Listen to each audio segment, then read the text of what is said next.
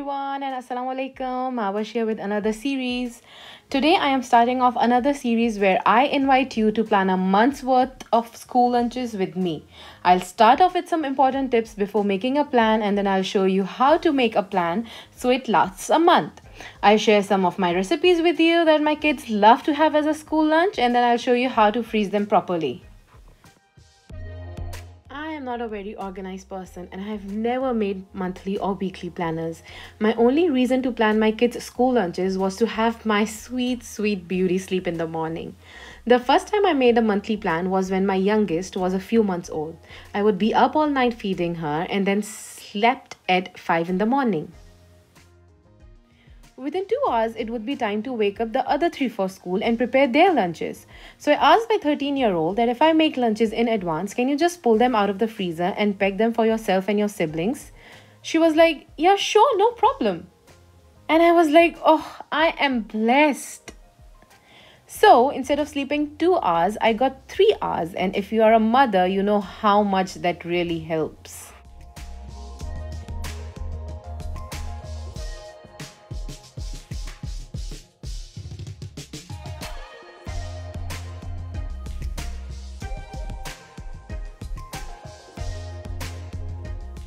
Welcome to part 1 of episode 1, where I'll talk about a few things to consider before you actually start cooking and planning for a whole month.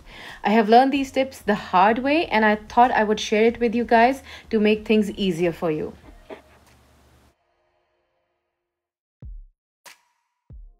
The first tip is the most important. Always ask your kids. Always ask your kids what they would like for lunch. There might be a few things that you already make and they love to have it for lunch.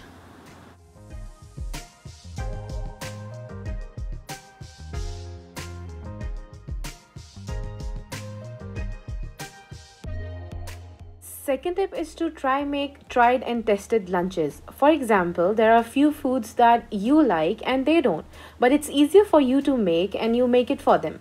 And then they end up bringing the lunch back home. It has happened to me quite a few times where I made spinach and feta muffins. They were easy to make and I liked the taste of them, but 2 of my kids didn't, and I had already made a double batch.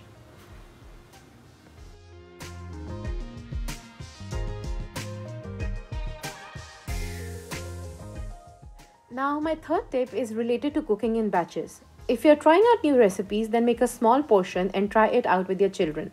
See if they like it or not. If they like it, include it in your lunch planning list. If not, just leave it out and try a new recipe. I learned this hard way. I made 24 of those spinach and feta muffins and my kids weren't huge fan of it. So obviously, I had to finish them, which took nearly 3 months.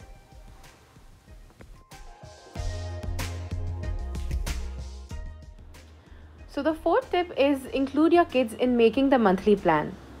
These 3 tips above are the main things that you have to keep in mind even before you start planning the school lunches. So once you have decided and cooked all the lunches, it's time to include the kids in the weekly planning. Because this is the most fun part for them, they get to decide what to take when. You already included them when discussing what to make, so now they can pick and choose a day for their favorite lunch.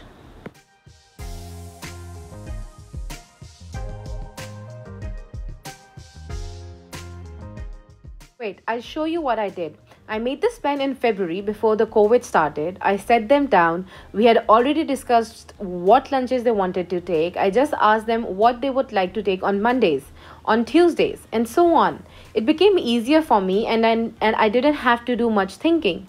The only thing I told them that really made them excited was that you'll take different lunches every day and you can have your favorite things throughout the month.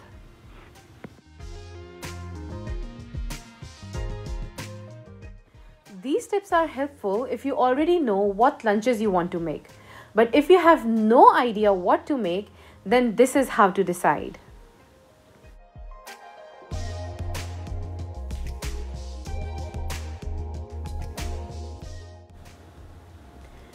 If the kids are not sure, or even if you are not sure what to make for the lunches, then this is how I come up with new recipes and try them out.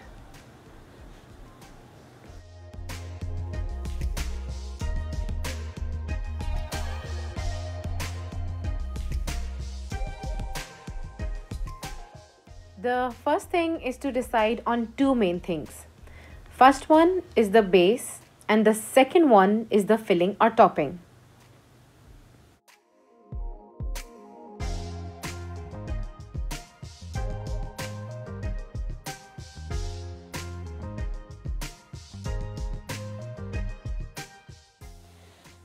For the base, come up with different ideas you can use. For example, English muffins, or you want burger buns, or wraps, or bow tortillas, or you want bread or puff pastry.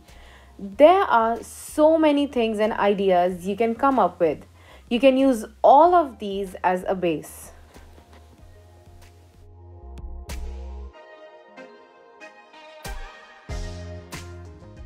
The next thing is to decide which topping or filling your kids like. There are so many things you can add as a filling. For example, my kids like shredded chicken. They also love chicken tikka pizza filling. Simple mince is also another option.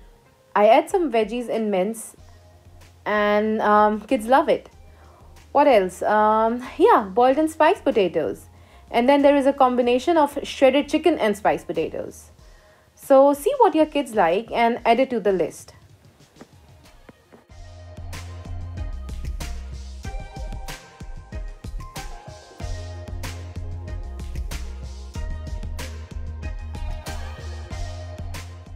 So once you have brainstormed on the base to use and the filling to add, it's time to make combinations of these things.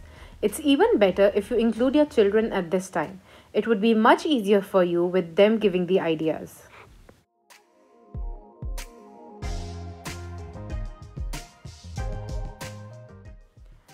For example, if we have a filling or topping of mince, it goes well with puff pastry and tortillas. If we have pizza topping, it goes well with English muffins or on top of buns.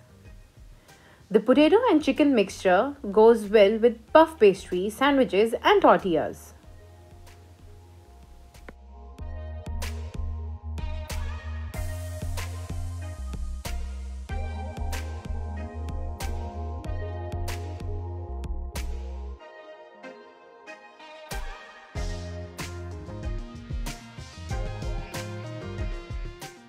Here's how you can come up with different combinations. You can always refer back to the brainstorming page, mix and match the base to the filling or topping and figure out more combinations. To bring more variety in your school lunches, what you can do is if one month you're filling puff pastry with mince, then the other month you can fill the tortillas with it. Same goes for pizza topping. One month you can use burger buns, then the other month you can use English muffins or just bread. Again, I would like to mention that once you have come up with different combinations, try them out. Try them out before you make a big batch out of it. Sometimes these combinations sound good, but they are either hard to make or don't taste as good as imagined. I already have a list of different combinations that I have tried it out with my children. Some they like, but few they didn't, and I totally omitted them out from the list. Okay, some more set of tips. And I call them cheeky mama tips. Number 1. Be a cheeky mama and try to add good carbs and protein in their diet. You ask me how you can do that? Well, add veggies. If you think that they'll know and won't eat them, then grind those veggies and add them to homemade breads or add them to eggs or omelette. Or the best option that I love is to add it into the mince mixtures.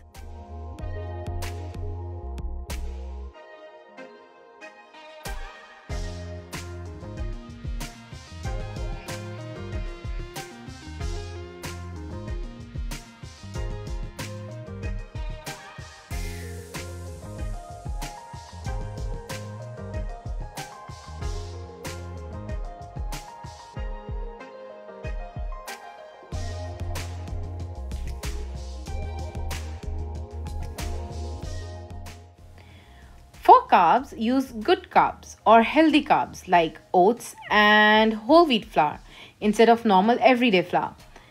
The recipes I am posting this week, I have used flour, not whole wheat flour, because I already used a whole lot of veggies in it. So try to make the healthier version without even letting your children know.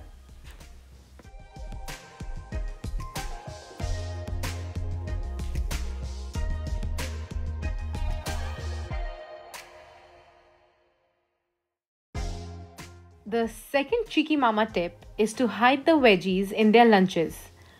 You can do this by adding cheese on top, adding pepperoni, or adding them in mince. Some veggies that you can't grind, you can put them as such and hide it in their favorite filling or top it with loads of cheese.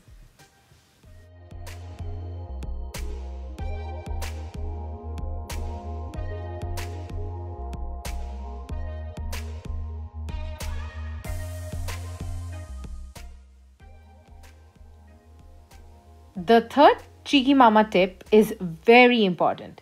It is to change the name of the school lunches. You know your kids well, right? You'll know what foods they'll be interested in. Highlight the ingredient they would be interested in. For example, I make broccoli bread where I add loads of broccoli and cover it with heaps of cheese. I would never call it broccoli bread in front of my kids as I know they are not big fan of it. I call it cheesy bread. It sounds interesting to them and they can't tell that there is broccoli in it. So come up with names that your children will like and they'll be more interested in taking them as a school lunch. This is the end of the first part where I discussed all the tips and tricks I use for planning school lunches. If I continue on with the monthly plan, this video will become too long. So I'll meet you in the second part where I'll actually show you how to make a monthly plan. So comment below and let me know if you still have any questions regarding today's topic. Thanks for watching and bye for now.